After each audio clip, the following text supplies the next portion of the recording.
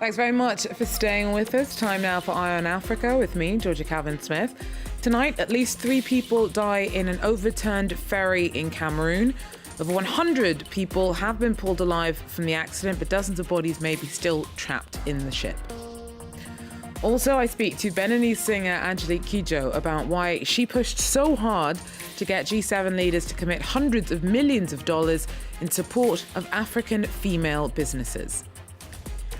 And intersex people in Kenya are finally ticking the right boxes. The country has become the first on the continent to recognise bodies that do not fit the typical descriptions of male or female, and campaigners hope the exercise will help tackle stigma.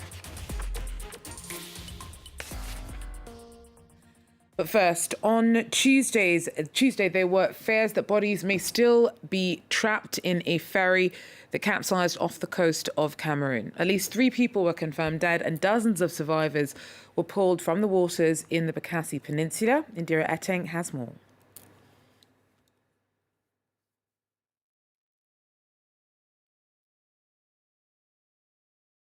Military sources in Cameroon have confirmed that at least 3 people have died after a maritime transportation vessel capsized in the Bakassi Peninsula in the southwest region of Cameroon. That was a Sunday, breaking Monday.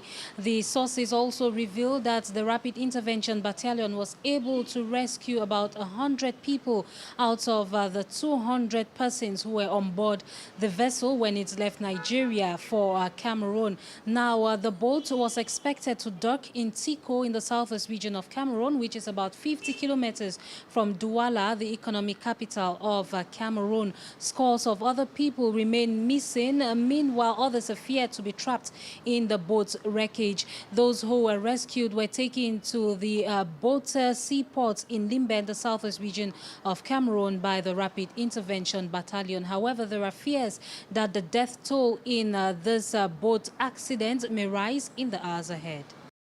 Staying in Cameroon, thousands of people have fled the country's English-speaking regions in the week since life sentences were handed down to 10 key Anglophone separatist figures. That includes the movement's leader, Julius Ayuk Tabe. Now, people living in the northwestern city of Bamenda have seen a flare-up of violence ever since last Tuesday. At least 34 people have reportedly been killed. Both soldiers and secessionist fighters have been accused of rights abuses in the country since unrest began in late 2017. That followed a government crackdown on peaceful protests in the English-speaking communities. Well, as the G7 summit wrapped up in France this week, leaders from the world's top economies promised $300 million to help African female businesses. Beninese singer and activist Angelique Kidjo was instrumental in working with France's President Emmanuel Macron and the African Development Bank to pull the project together. Now, Africa is the continent with the most female entrepreneurs, with 1 in 4 women striking out on her own. And yet, an estimated 77% of African women cannot get credit from banks. Angelique Kidjo joins me now for more on why she pushed so hard on this issue. Angelique, thanks so much for speaking to me.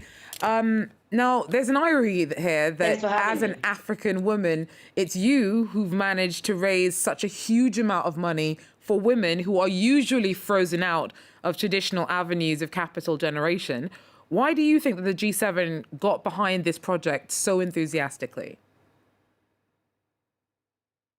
Well, it's because I met some women from the market of Cotonou, Dantokpa, Mrs. Bio Jibril Rashidatu, and Ajovi Lucille, and some of their colleagues. And we talked about the challenge they face to get access to credit. And I spoke to the President Macron about it. And then he said, let's do something concrete about it. So we did researches and we found out that the African Development Bank has already a program that was already on that road. But my concern was the women of the market. Those are the women that are left out of the credit, business credit. So how do you expect this money to be used? How do you think it should be used?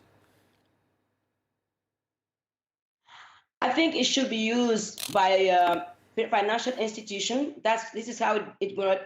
The G7 country will raise 300 million, And the African Development Bank will, in turn, raise 3 billion and will use all the financial institutions, the African guarantee fund. So if the women don't pay, the guarantee will pay for that.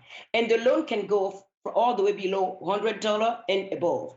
And that's where it's interesting to see how we're going to put all of this together to be able to come to the level of the women of market. How do we have bank or institution in rural area for women to come to those people and to win the trust of the women of the market? That's where the challenge is, because the women of the market are not trusted because they don't have collateral. And if it's all about collateral, we're never going to have them involved in the business. And we lose 2.5 billion of revenue that could have implement a lot of programs, help the women to create jobs, to put their boys and girls to school, to help us keep our young children in their countries, in our continent, not on a boat dying on the Mediterranean Sea and becoming the point of political speeches. So for me, it's to save. We Africans are able to do things. The women of Africa, the women of the market don't need charity. They need partnership. It's amazing that this huge commitment from the G7 seems to have come about from some very personal conversations that you've had on the ground. Tell us a bit more about some of the obstacles and difficulties that the women that you were speaking to were sharing with you when you had these conversations. I had the feeling that the microcredit was not really talking about for so long. So they really emphasize on the fact that the microcredit doesn't lift them out of poverty. So they go from loan to loan. You pay one and you're 2 weeks or 1 week after, you go back to lend the same money they never have enough money to come back to their feet. That's in the business if you don't have money aside. How can you have a decent life if you don't have the money? And how can you put your children to school? How can you demonstrate success, pride to your children if you don't have the money to build from the ground up? The women give birth to men and women. We are the backbone of Africa. Why are women so discriminated against when it comes to financial literacy and financial freedom? Thank you very much. Angelique Kidjo there speaking to us a bit about some of the work that went into securing $300 million from the G7 in support of African female entrepreneurs. Well, Kenya is currently carrying out its census, and for the first time anywhere on the continent, the exercise will recognise intersex people. Respondents whose bodies don't fit typical definitions of male or female hope that the acknowledgement of their realities in the census will help in ending the stigma that many face day to day. Our correspondents tell us more. These agents kick off Kenya's census campaign by going house to house. It's important to keep the specifics of the information they collect private. Our reporters were not allowed into interviews, but this census taker gave us a demonstration. How many people spent the night of 24th, 25th August in this household? When it comes to identifying their sex, this year, for the first time, respondents have a new option. We have a choice for male, female, and intersex. The intersex means people who are born with ambiguous, they can't place themselves either as male or female. According to the United Nations, 1.7% of the world's population is intersex. This family is eager to participate in this year's census.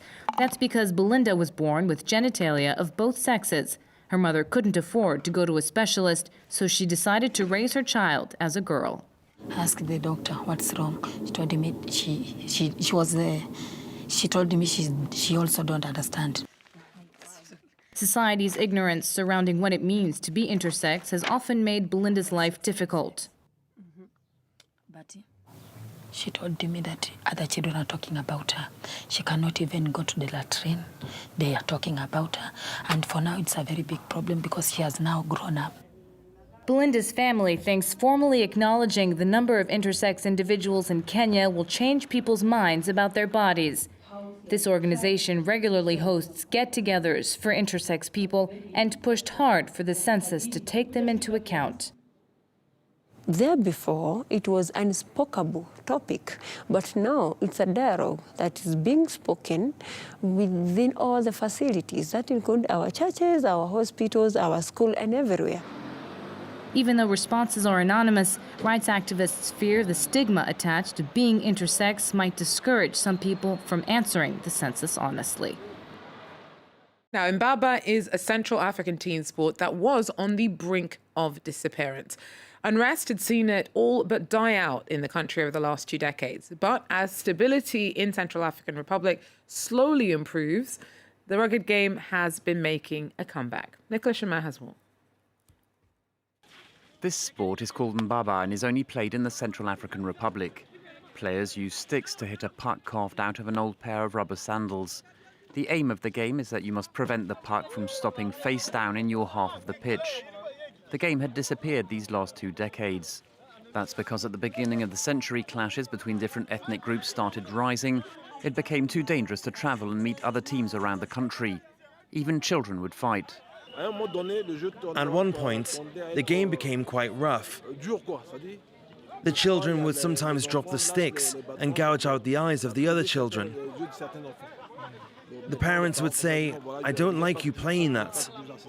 That's why this sport had disappeared until now. But in recent months, a relative calm has returned to the country and local NGOs want the sport to become popular once more. It's a game that was played during initiation rites at the time. It's a game that united people, which reminded people of the values of community life. At the moment, in a cultural way, we are thinking about how to participate and build our country. That's why we're introducing this game back. For many here, just being able to relax and watch a Baba match is a sign that security conditions are slowly improving in the Central African Republic. Well, that's it for In Africa for now. Thanks very much for joining us. Do so again. Take care.